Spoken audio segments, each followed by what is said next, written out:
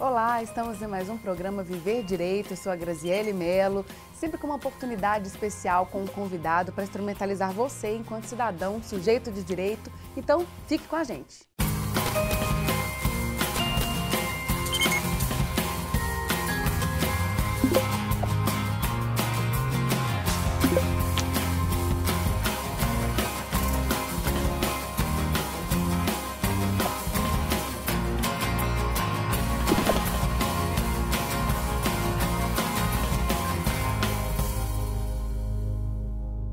No programa de hoje, temos como convidada especial a doutora Inês Campolina, que atualmente trabalha com Direito Educacional no Senac Minas, até chegar ao grande tema da mediação fenomenológica, fruto das suas pesquisas de doutorado. Eu gostaria de saber um pouquinho da sua trajetória.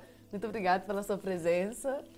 Obrigada, Grazi. Eu que agradeço pelo convite. É uma honra poder estar aqui com você. Para mim que é uma honra ter você aqui, um grande prazer além disso, né? E queria saber um pouquinho como é que foi sua trajetória dentro do direito, até chegar nessas pesquisas. Então vamos lá. Eu iniciei o estudo nas graduações em Direito e Administração e tive a oportunidade de trabalhar em uma empresa familiar, uma atividade econômica familiar. E comecei também com um pouco de negociação. Na área de gestão você negocia, né? E já estava no sangue, na carreira desde o início. Bem aqui, né? Atividade familiar, vamos lá. E aí, depois eu iniciei uma imersão no estudo do direito. E comecei a estudar o direito como um todo. E um dia eu peguei um livro sobre arbitragem. Isso no ano de 2000.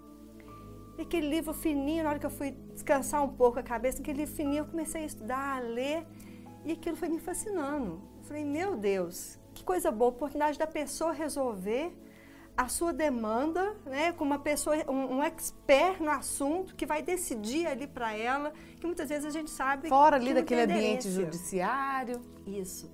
Então comecei a estudar, sim, na época também tinha a comissão prévia, né, de conciliação prévia trabalhista.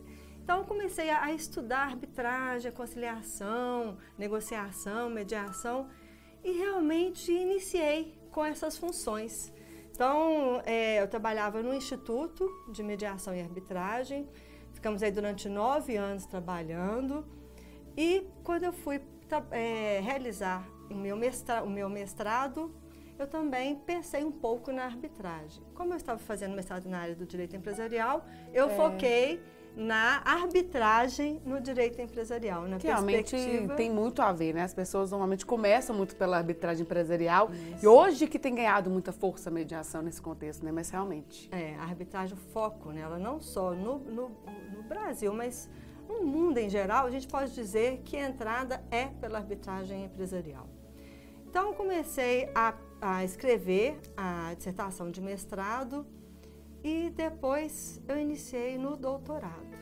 Então, foram 5 anos depois do mestrado que eu vinha pensando, amadurecendo e eu iniciei o doutorado na UFMG. E sempre nessa área da acadêmica, né? Sempre voltado para a acadêmica também. Atuando no ensino. Isso.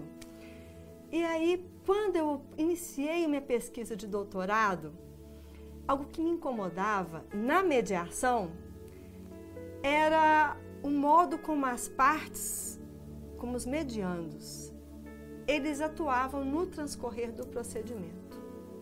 Aquilo para mim não era um momento definitivo, de resolução definitiva da vida deles. Você fala de uma maneira comportamental? Comportamental, sim.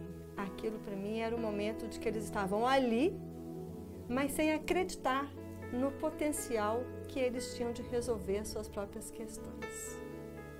Então, esse estudo do doutorado foi um estudo, uma pesquisa intensa e foi uma construção, uma desconstrução, uma construção, uma reconstrução até de mim mesma. Um modo de agir, um modo de perceber as pessoas, um modo de interpretar a linguagem, de compreender. Então, muitas vezes as pessoas olham para um período de doutorado que é pesado. É um estudo, você também está passando por isso, né? É um estudo intenso, mas é um momento único da vida da gente poder não só devolver para a sociedade a contribuição do seu estudo como modo de fomentar uma sociedade melhor, viver melhor, mas um momento bem interessante de pesquisa que foi realizado. Nossa, muito legal. Inclusive, entrando nessa questão do tema, que eu acho que a gente pode deixar de curiosidade até mais para frente no segundo bloco, você falou desse encantar, né, da pesquisa, de como devolver isso para a sociedade. E eu até comentei isso, que uma das coisas que me chama muito a atenção em você, no sentido profissional, é até essa questão da inclusão, de você estar sempre envolvida nessa área acadêmica, a educação em sentido amplo. Isso. Conta um pouquinho pra gente como que profissionalmente você foi entrando por esse meio. Você fez o direito. E fiz administração. E quando eu iniciei o mestrado, me veio essa vontade de dar aula. Acho que todo mundo que inicia, né, a pesquisa do mestrado pensa nessa questão de estar em sala de aula. Então, eu iniciei em sala de aula em 2005 e percebi também que não era o simples fazer, que a sala de aula era algo mais importante, que era um momento de aprendizado. Aprendizado é da vida, né? Estamos aí com essa oportunidade de aprender pela vida. Então, meu pai fala isso, que a vida é uma eterna aprendizagem. É isso mesmo. E quando eu iniciei na área acadêmica, eu também pensei numa metodologia diferente em sala de aula. Então, eu primo pela metodologia ativa, por inserir o aluno como protagonista do seu aprendizado. Porque a gente tem que ter esse movimento de mexer dentro da gente, do consciente, do inconsciente, de ir além. Então, a pessoa, quando ela quer, ela não pode ficar apenas no dizer.